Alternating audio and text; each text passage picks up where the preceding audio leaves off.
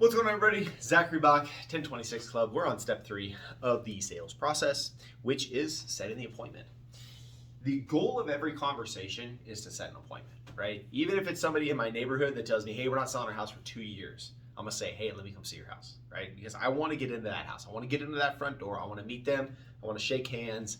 And I really want them to meet me face to face, because once somebody meets you face to face, you become a real person. You're not just a salesperson. You're not going to sell anybody a house over the phone. Well, maybe you can if they're relocating or something like that, but that's an anomaly.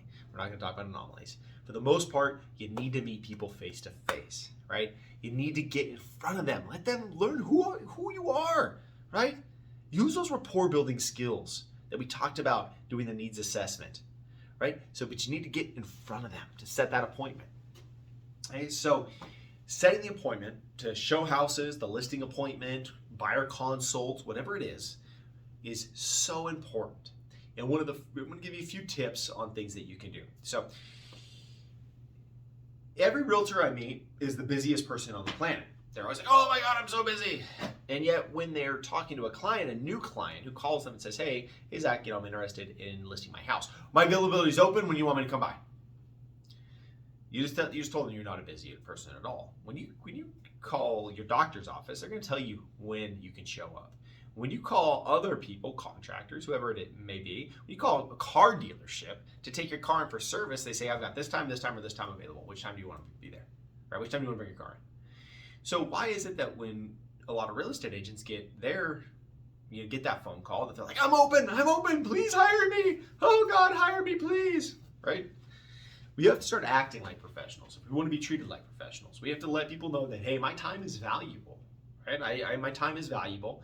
And so one thing that I always say is focus on the 15 and the 45. Okay, that's the first thing that you want to do. Hey, hey, John, looking at my schedule here, I do have some availability today. I've got 2:15 today, or I've got 4:45. Which of those times works better for you? Okay, now there's some more advanced sales stuff in that I just said, and I'll just go over it very quickly. It was voice inflection down when I gave that option of the appointment. I've got 2:15 today, or I've got 4:45. Which of those times works better for you? Not, hey, which of those times works better for you, John? Which of those times works better for you? You can still be friendly and warm, but you do voice inflection down. The reason that you're doing voice inflection down is that is a more serious thing. When your doctor in office is giving you an appointment, do you want to come in at 2:15? Okay, perfect. Please be here 15 minutes early, right? So you need to start getting in the habit of doing voice inflection down. So what we're going to do today, John, is we're going to look at 3 houses. The first one is going to be at 3:15, and then we're going to go from there. I'll text you the addresses of the houses we're going to be at. That way you can have that map. I'll also have some printouts for you when we get to the houses. Do you have any questions about any of that? Okay, perfect. I'll see you there at 3:15, okay? It's about voice inflection down, because it's confidence is really what it comes down to. Voice inflection down is confidence. And so that's one thing to practice. One way to do that, as I'll back up here, is to do the arm trick. Hi, my name is Zachary Bach. Down. Hi, my name is Zachary Bach. Bach, right? And so you're going to put your arms down while you practice things. Voicemails are another thing that you can practice scripting on. But we have a lot more on scripting later, so we'll talk about that in one of the future chapters. But just starting with this, which of those times works better for you? Which of those times works better for you? Say that sentence over and over and over and practice. Which of those times works better for you? Which of those times works better for you? And you can smile. You can have a mirror there, right? Which is a huge thing. We'll talk about that in scripting. Which of those times works better for you? But voice inflection down at the end of the sentence when setting the appointment, okay? Another thing that I said in there was the word okay. So we're going to look at these 3 houses, okay? They're going to say okay. It's human nature just to repeat okay back when they hear it. We're taught that as kids. Hey, I need you to get your I need you to get your notepads out, okay? Okay. So kids get their notepads out. Hey, stop goofing around, okay? Okay.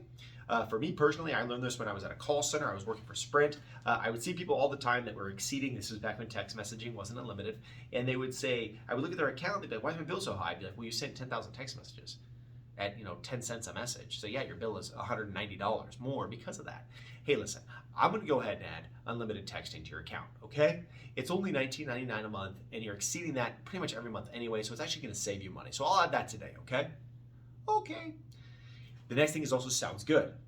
Hey, John, I'm going to come by today at 4:45. Sound good? Okay, sounds good. Sounds good. Sounds good. Okay, those are powerful phrases that are underutilized. So start utilizing those when setting an appointment. So we'll do today at 3:45. Sound good? Sounds good.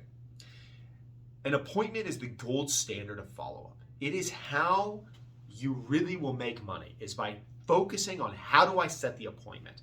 You've got to overcome objections, which we'll talk about. You really have to work on how am I going to get an appointment today from this person. Whether they're going to sell their house in 2 years, whether they're buying a house in 8 months, I don't care. Get in front of people today. Now, I go like this with a lot of real estate agents about this. It's like, if they're not pre-approved, I'm not going to meet with them. Okay, good. Don't. Go away.